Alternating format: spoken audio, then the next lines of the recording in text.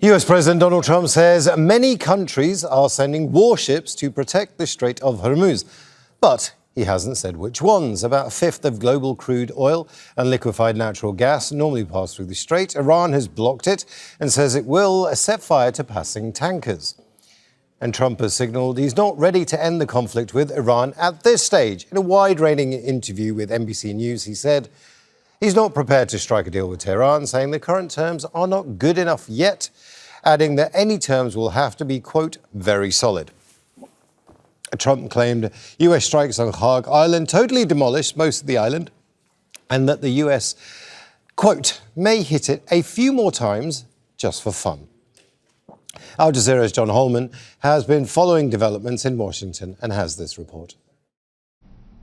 President Trump's been railing against media coverage of his campaign against Iran, describing it as fake news. He says that he and the United States has destroyed 100% of Iran's military capability. But at the same time, he's tacitly recognizing that he has a problem with the Strait of Hormuz. He says that even with the destruction that the United States has wrought, that Iran still has the capacity to attack that with drones or with missiles. And he's actually asked for the help of other countries to try and protect oil tankers and vessels that are going through that all-important strait, 20% of the world's oil traffic that goes through there.